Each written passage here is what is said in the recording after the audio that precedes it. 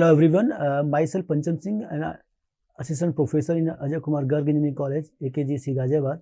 I am going to deliver second lecture on the operating system and the subject code is KCS 401. So in this lecture I will discuss about the storage structure. So in storage structure I will discuss about the main memory, secondary storage, hard disk, solid state disk. So what is the storage structure? So a storage structure basically used to store the data in the form of the volatile manner or in the form of the non-volatile manner. So main memory is the random access memory, or it is a volatile memory, and it is store the data, and CPU will access directly from the main memory, and when light will gone the data will lost. So main memory is a temporary storage, or you can say it is a volatile storage where you can store the data. And now we are going to discuss about the secondary storage. So secondary storage is the extension of the main memory that provides large non-volatile storage capacity. So when light will gone, data will not lost in the secondary storage. So secondary storage is a permanent storage where you can store the data inside the secondary storage. Now I am going to discuss about the hard disk. So hard disk is a rigid metal or glass platter covered with the magnetic recording materials. So in basically it is used to store the data in the form of the disk. So disk surface is logically divided into track and the sectors. So a disk is divided into track and sector where you can store the data in the form of the hard disk. And now next one is the disk controller. So how you will control the data inside the disk.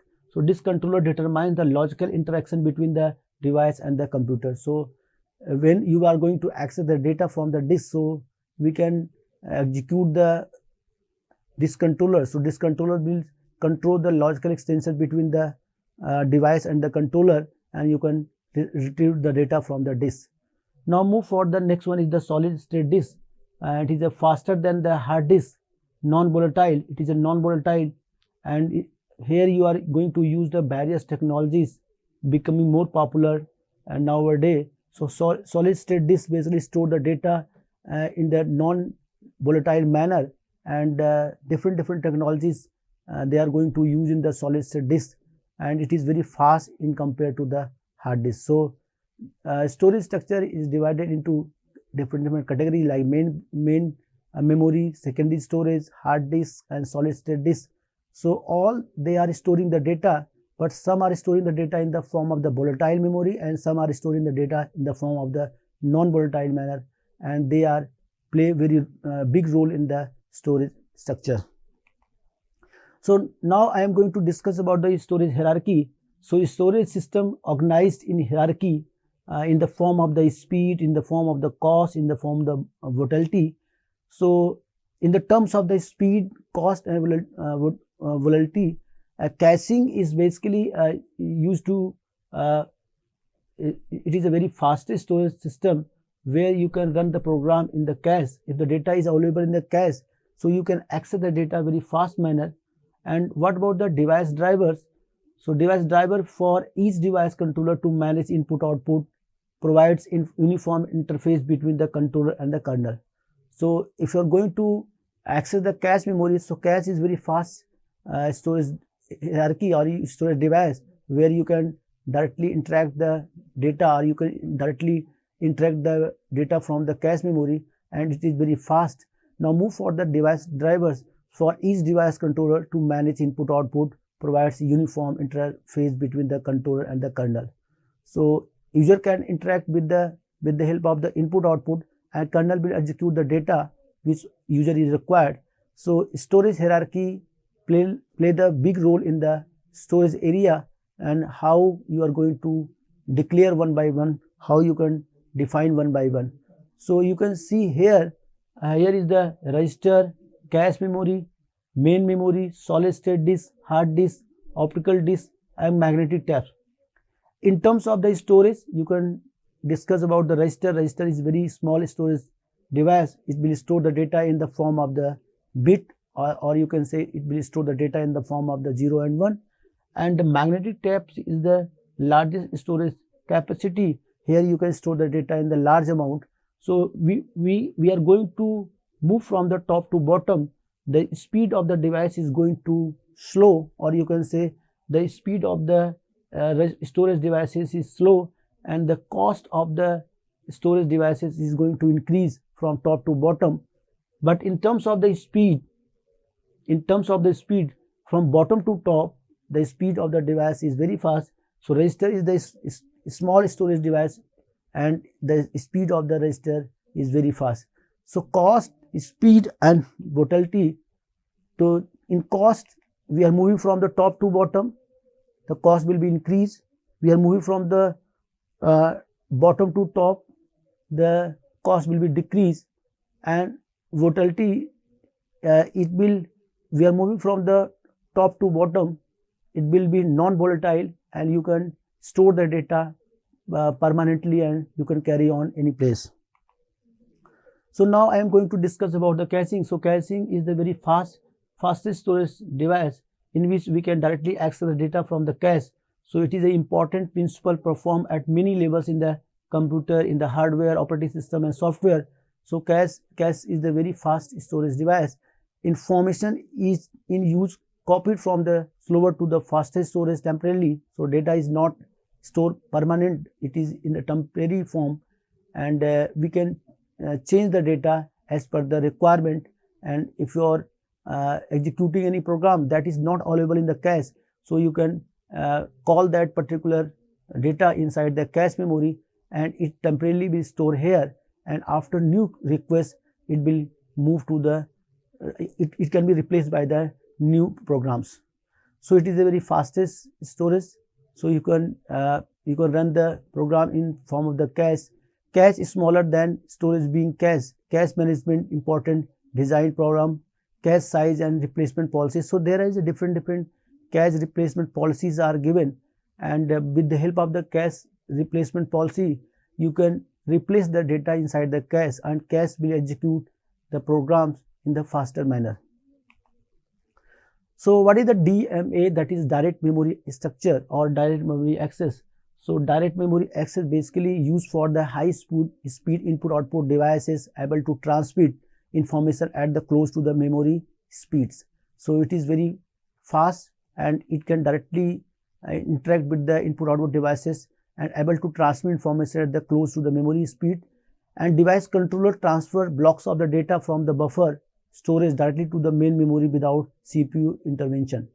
So cache is basically directly interact with the or you can say device controller transfer block of data from the buffer storage directly to the main memory without CPU intervention. Without CPU intervention, you can transfer the data in the form of the in the form of the cache or in the form of the direct memory access. And now last one is the only one interrupt is generated per blocks rather than the one interrupt per byte. So if you are transferring the data in the form of the request in the form of the per block, so the data speed will be fast rather than you are giving one interrupt per byte. So direct memory access, you can directly transfer the data from main memory to other storage devices without CPU intervention. So this is the diagram where how a modern computer works. So in modern computer basically work in the here is a thread CPU is interacting with the devices and you are giving the input request and we are access the data from the device, and in the form of the DMA. So DMA directly interact with the devices and access the data from the device to the main memory. So this is the way you can access the data without intervention of the CPU. So DMA directly access the data from the device, not intervention of the CPU. So there are two ways you can access the data. You can access the data by CPU data movement from the main memory to the cache memory, and in the second instruction execution cycle. So if you are giving the different instructions, so that instruction will executed one by one. That can be given by the user, and that can be intervention of the CPU. But in DMA can directly access the data from the devices which are given by the machine, and it will not interact with the CPU. Now I am going to discuss about the computer system architecture.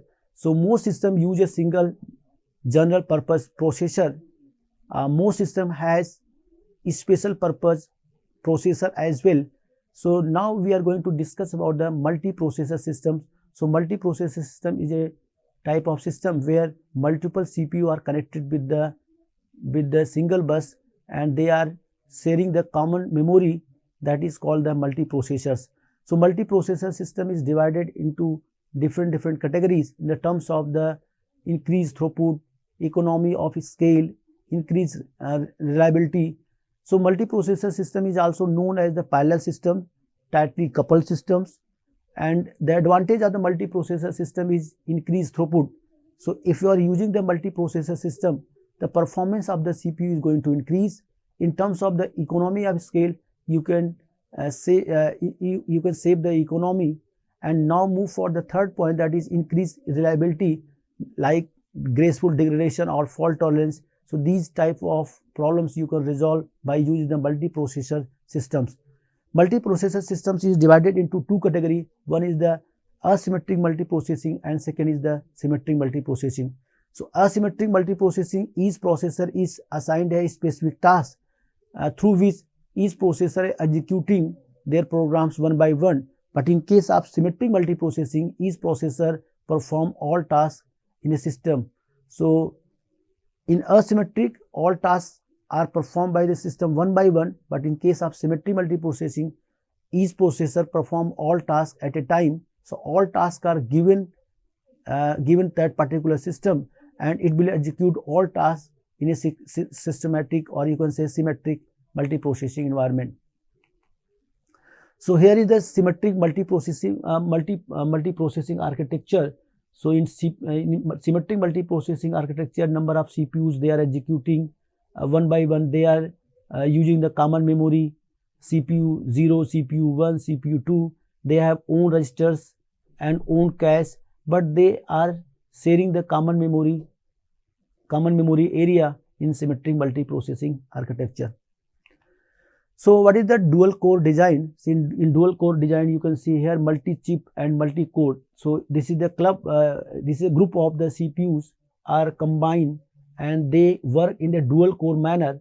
So CPU 0, CPU 1, they are combined in a group, and both CPUs, they are sharing the common memory, and the performance of the system is increased, but they are designed in the dual core manner, and you can design more dual core system CPUs, and they can interact the different memories and give the performance. So multi-chip and multi-core approach you can follow in the dual core design system containing all the chips, chassis containing multiple separate systems. So in dual core systems, two CPUs, they are sharing the common memory. What is the cluster system? So in cluster system is more similar to the multiprocessor system, but multiple systems working together, usually sharing storage via storage area network. So in cluster system, you can store the data in storage area network, that is SAN, and it will provide the high availability service which survives failures, and it is divided into two main category like multiprocessor system. So it is divided into two category. One is the symmetric clustering and second is the asymmetric clustering.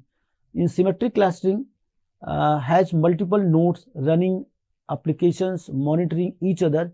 So in symmetric clustering, it has the multiple nodes and they are running, they are executing one by one, and multiple, or you can say monitoring each other. You can monitor multiple nodes at the same time. But in case of asymmetric clustering has one machine in a hot standby mode. If one machine is executing, second machine is in standby. If some machine is going to fail, now you can use that standby machine for execution. So asymmetric means you are allocating machine one by one, but in case of symmetric clustering, multiple nodes are running programs and you can watch all programs at the same time. So this is the advantage of symmetric clustering. Some clusters are for high performance computing like HPC. Applications must be written to use parallelization.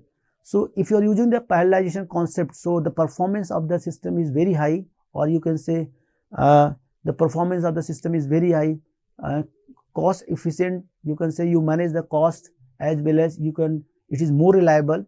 for the result, and some have the distributed lock manager to avoid conflicting operations. So this is the very important here.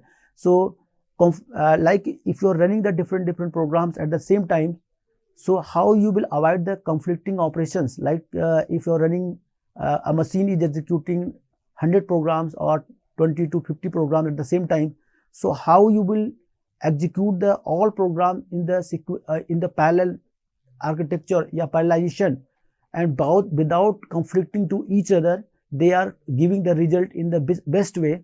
So you can use the cluster system. So cluster system is very important in the computer system environment, where you can apply the symmetric clustering and asymmetric clustering, and you can give your best performance in the result.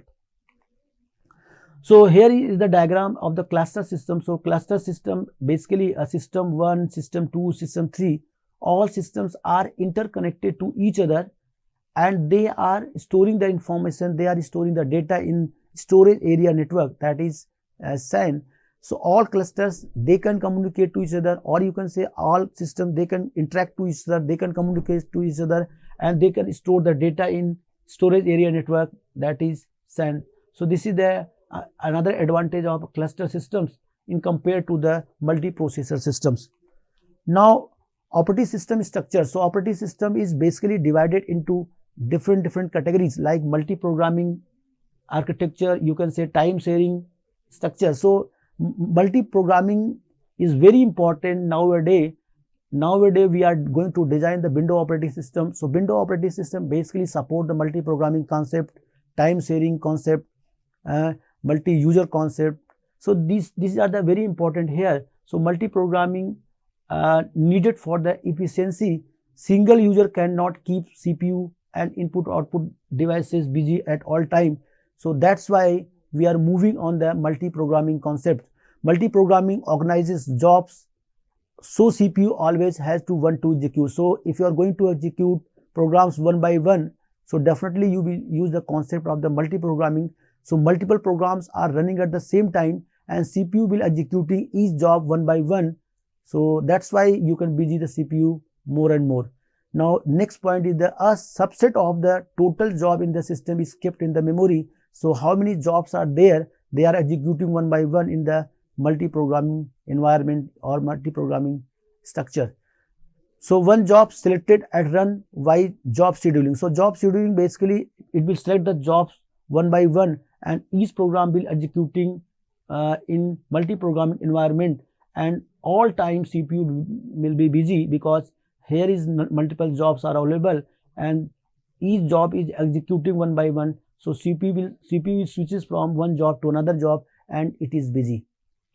Now I am going to discuss about the next very important topic in operating system structure, that is time sharing or multitasking. So this is very important in the operating system. So multitasking is a logical extension of the multi-programming.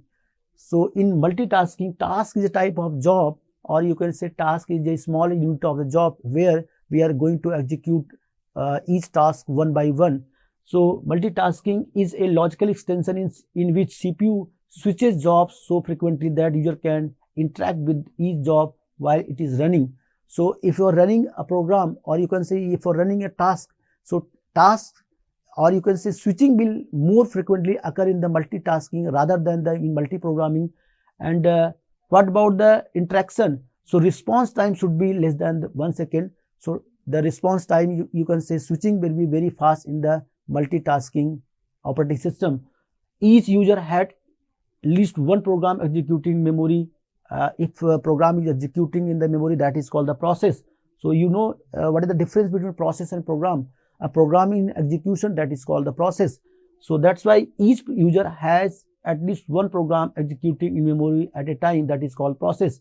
If several jobs ready to run at the same time, then you will use the CPU scheduling algorithm. So CPU scheduling algorithm, it will schedule the programs in which manner they will execute in the CPU. So you can use different CPU scheduling algorithm like FCFS first, shortest job first, round robin, and priority scheduling. So there are different CPU scheduling algorithms. So as per the requirement, you can use the different CPU scheduling algorithm, and they are giving the average waiting time and average turnaround time, and they are designed on the different approach. If you are going to focus on shortest job first, if you are going to execute the smaller job first, then you will use the shortest job first CPU scheduling algorithm. If you are going to execute all program in sequential manner, then you can use the APSEF first CPU scheduling algorithm. If you are giving the priority on the program's jobs, then you can use the priority CPU scheduling algorithm. So definitely scheduling will done on the basis of the arriving of the job, in the basis of the shortest job, on the basis of the priority. So you can execute the programs in different manner in CPU scheduling algorithms. So if processes don't fit in the memory, then you will use the swapping concept. Let's say if the memory is available and that memory is not sufficient for execution of that particular program, then how you will execute that particular program? So definitely you will swap one program which is running inside the memory and another program will get chance to execute in the memory. So if some program is executing inside the memory, if that program is executing and finally it will swapped out, then new program will swapped in on the basis of the priority, on the basis of the shortest job first manner, you will enter inside the memory. So this is the swapping concept in the CPU scheduling algorithm. As per the requirement, user can use that particular program on the basis of swapping if that program has the demand. Now, virtual memory allow execution of process not completely in the memory. If you are running the program and that program require more memory and that memory is available, then what happened? Then some memory is not available to execution of that particular program, then virtual memory concept will applicable and it will not stop that particular program and this program will complete their work, then virtual memory concept will applicable. So these are the operating system structure where we have discussed about the multi-programming, time sharing or multitasking and virtual memory concept. So these are the very important in operating system structure. So now this is the layout of the multi-programming system. So here multiple jobs arrive in the memory and in the form of the job 1, job 2, job 3 and job 4, and they are executing one by one in concurrent manner, and operating system will provide the interface, provide the platform through which job 1, job 2, job 3 and job 4 they are executing one by one inside the memory. So in multi-programming you can run multiple program at the same time by using the multi-programming system. So what is the operating system operation? So which type of operation you can perform in the operating system? So look, let's say interrupt driven. So interrupt is a type of the software generated error or hardware generated error. So interrupt driven, basically it will drive which type of interrupt you have given. If you have given the interrupt and that request should be listened by the kernel and you will get the output. So hardware interrupt by one of the devices, software interrupt, execution or trap. So hardware interrupt and software interrupt. So hardware generated interrupt is called the interrupt and software generated interrupt is called the trap. So there are two different types of interrupt, like hardware generated error and software generated error. So software errors, example, division by 0, request for the operating system services. Other process problems includes finite loop processes modifying each other or the operating system. So you will get the different interrupts in the form of the hardware generated, in the form of the software generated, and you will get the interrupt and you will solve the problems with the help of the operating system. So operating system operation, so in the dual mode operation allow OS to protect itself and other system operation. So basically in dual mode operation there are two different modes, that is one is the user mode and second is the kernel mode. So user mode can interact with the kernel mode, then after the user can execute the program. So basically operating system is divided into two different modes. One is the user mode and second is the kernel mode. User cannot modify in the kernel mode. User can send requests to the kernel through which he can access the that particular data, or he can run the programs. And that's why operating system is divided into two different modes. Now I am going to discuss about the performance of the user mode and the kernel mode. Increasing CPU support multi-mode operations, that is virtual machine manager mode for the GISC VMSD. So now in advanced operating system we are going to discuss about the virtual machine manager that manage the multiple CPUs at the same time in the virtual machine manager, and it will execute the different programs, and how virtual machine manager will manage the kernel mode, how virtual machine manager will manage the user mode, through which user can interact with the kernel and give the best performance. So in this PPT, I am going to discuss about the transition from the user to kernel mode. So how user to kernel mode, or you can say how user interact with the kernel.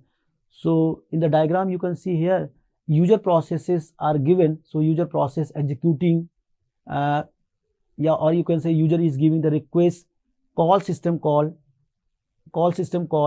and call system call is a type of the trap, or you can say system call, through which we are giving the request, and if the request will listen by the kernel mode, then it will start executing, and you are getting the result in the form of the return from the system calls. So user process and kernel process. So user process can send the request to the kernel area, or you can say send the request in the kernel mode, through which you can get the result after processing of that result. So timer to prevent infinite loop process hogging resource. So now I am not going to discuss about the upper point. Now I am going to discuss about this figure. So in this figure, basically divided into the user process and the kernel process. So kernel and user, they are interacting to each other, and they are giving the results with the help of the kernel. Now, thank you.